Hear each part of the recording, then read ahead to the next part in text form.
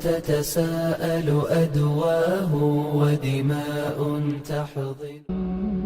أحب الأعمال إلى الله سبحانه وتعالى، ويشهد لذلك قول الله عز وجل: ومن أحسن قولا ممن دعا إلى الله وعمل صالحا وقال إنني من المسلمين. ومن دعا إلى هدى كان له أجره وأجر من عمل به إلى يوم القيامة لا ينقص من أجورهم شيئا. ومن حمل هموم الدعوة إلى الله وحمل أمانة الدعوة وتبليغ رسالة الله إلى عباد الله فقد حمل أشرف الأشياء وأحبها إلى الله سبحانه وتعالى، بل إنه الشيء الذي خلق الله من أجله خلقه، وهو عبادته. ولا عبادة إلا بالعلم، ولا عبادة إلا بالبصيرة. قل هذه سبيلي أدعو إلى الله على بصيرة. فلا بد للداعية أن يستشعر أولا ما هي الدعوة، وما هي الرسالة التي يحملها، والأمانة التي في عنقه لأهلها. فإذا عرف عظم هذه المسؤولية علم أنه يتكلم لله وفي الله وابتغاء ما عند الله سبحانه وتعالى، وأنه يعقد الصفقة فيما بينه وبين الله أن يكون أجره على الله لا على أحد سواه. قل ما سألتكم عليه من أجر فهو لكم. وقال على أنبيائه عن نوح وهود وصالح وشعيب ولوط: وما أسألكم عليه من أجر إن أجري إلا على رب العالمين.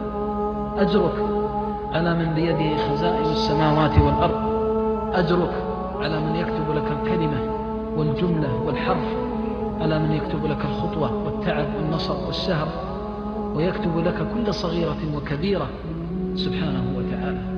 وأجرك على من لا يضيع أجر من أحسن عملا، وهو الله جل جلاله. على الداعية أن يستشعر أن هذا المقام أحب المقامات إلى الله عز وجل، وهو مقام الأنبياء والرسل.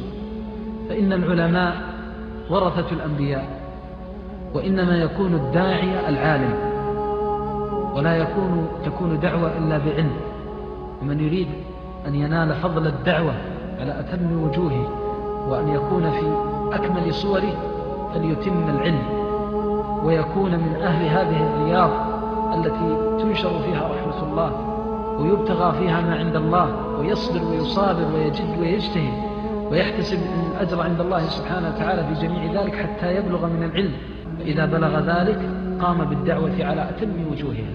أول ما ينبغي طلب العلم، وإذا طلبت العلم تطلبه بقوة، وتطلبه بعزيمة وهمة صادقة لا يثنيك عنها شيء.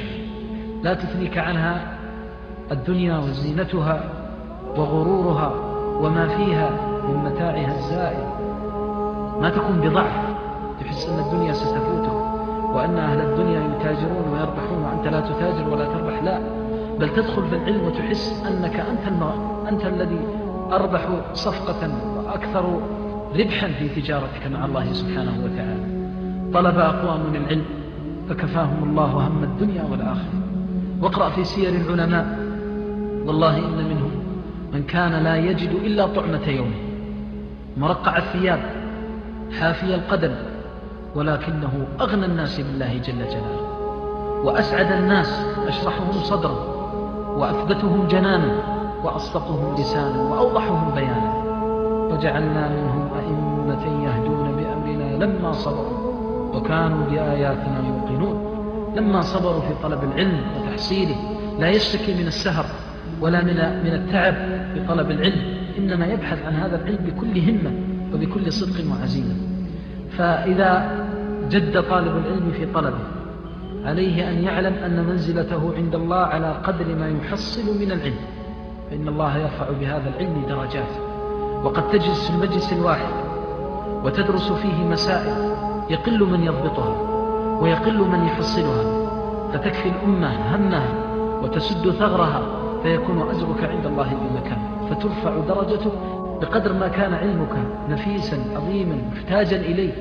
ثالثا أن تعلم أن هذا العلم يحتاج منك إلى الأمانة، فلا تزيد من عندك شيئا، ولا تحدثن في دين الله برأيك ما لم يكن عندك حجة أو برهان.